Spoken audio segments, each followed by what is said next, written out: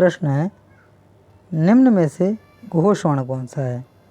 आइए थोड़ा सा विस्तार से समझते हैं घोष और अघोष के बारे में। जैसा कि अभी उपरोक्त में हमने अल्प प्राण और महाप्राण को विस्तार से जाना, उसी प्रकार से सेम घोष और अघोष हैं, जो कि संयुक्त व्यंजन को छोड़ करके बाकी सभी हमारे क्या थे? अल्प प्राण और महाप्राण वर्ण थे, जो कि का वर्ग से शुरू होकर पा वर्ग तक जाते हैं। तो ठीक उसी प्रकार से घोष और अघोष हैं, जो कि का वर्ग से शुरू होकर पा वर्ग तक जाते हैं। ये हमारे घोष और अघोष के अंतर्गत आते हैं। तो इनकी परिभाषा पहले जानते हैं। घोष, जिन्हें सघोष भी कहा जाता है। परिभाषा है, जिन ध्वनियों को बोलते समय स्वर तंत्रिका में कंपन हो, घोष वर्ण कहलाते हैं। अघोष क्या है? जिन ध्वनियों को बोलते समय या उच्चारण करते समय स्वर तंत्रिका में कंपन ना हो, अघोष वर्ण कहलाते हैं।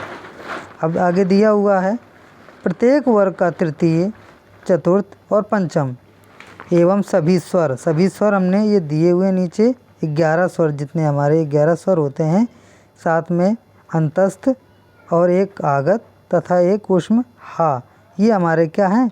घोष में आते हैं। तो क्या कह रहा है? प्रत्येक वर्ग का तृतीय, चतुर्थ और पंचम, उसी प्रकार से पा वर्ग तक जाएगा। तो ये सब हमारे क्या हो गए? घोष वर्ण हो गए। साथ में क्या है? अंतस्थ। तो अंतस्थ कौन से? या, रा, ला, वा, ये भी हमारे क्या हो गए? घोष। और एक हमारा क्या है? ऊष्म का ये हा, ये सब ये हमारे क्या हो गए? घोष वर्ण हो गए। एक आगत है, जो ये जा लिखा हुआ है तो इसी में समाहित होता है जा, उसे हम आगत बोलते हैं। बाकी जो बचे वो हमारे अघोष वर्ण हुए। तो पूछा क्या है?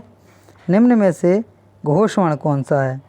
तो घोष वर्ण हमारा जा हो जाएगा। घोष वर्ण जो कि जैसा कि हमने बताया, ये जा है, जा, झा, इया, ये हमारे क्या हैं? घोष वर्ण में आते हैं।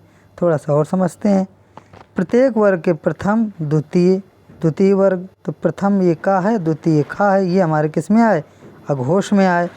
साथ में ऊष्म व्यंजन के कितने बचे? ऊष्म व्यंजन का हा तो हो चुका, बचे कितने? 3 ये बचे, शा, सा और खिटकोड़ वाला ये शा बचा। तो ये हमारे किस में आए? अघोष में आए। तो समझ गए होंगे सघोष और अघोष। तो मैंने बताया कि अल्प प्राण और महाप्राण में संयुक्त व्यंजन को छोड़ करके जितने भी वर्ण बचते हैं वो हमारे अल्प प्राण और महाप्राण के अंतर्गत आते हैं, जो कि का वर्ग से शुरू होते हैं और पा वर्ग तक जाते हैं। ठीक उसी प्रकार से इनकी भी सारणी है अघोष और घोष की। तो मैंने अभी बताया कि घोष क्या है? तृतीय, चतुर्थ और पंचम, ये तीनों वर्ग तृतीय, चतुर्थ और पंचम, ये ठीक उसी प्रकार से पा वर्ग तक जाएगा। ये हमारे किस में आते हैं? घोष वर्ण में आते हैं। साथ में अंतस्थ मैंने बताया, या, रा, ला, वा और एक ऊष्म हा तथा सभी स्वर 11 हमारे स्वर, ये हमारे किसके अंतर्गत आते हैं? घोष वर्ण के अंतर्गत आते हैं। अब मैंने बताया क्या अघोष में क्या बताया? प्रथम, द्वितीय, बाकी जो बचे हमारे अघोष कहलाए। ऊष्म के 3 बचे तो ये हमारे किस में आ गए? ऊष्म के 3 ये आ गए हमारे अघोष में। और ये संयुक्त व्यंजन ठीक उसी प्रकार से जिस प्रकार से अल्प प्राण और महाप्राण में संयुक्त व्यंजन को छोड़ा था, उसी प्रकार से हम घोष और अघोष में भी संयुक्त व्यंजन को छोड़ करके बाकी हमारे क्या होंगे? घोष और अघोष होंगे। ठीक उसी प्रकार से अल्प प्राण महाप्राण में था कि संयुक्त व्यंजन को छोड़ करके बाकी सभी वर्ण क्या थे? हमारे अल्प प्राण और महाप्राण थे। आई होप कि समझ गए होंगे। अगला प्रश्न है, निम्न में ओष्ठ वर्ण कौन सा है? आइए ओष्ठ वर्ण को पहले इसकी व्याख्या समझते हैं। दोनों होठों से बोले जाने वर्णों को ओष्ठ वर्ण कहते हैं। ओष्ठ वर्ण कुल हमारे कितने होते हैं?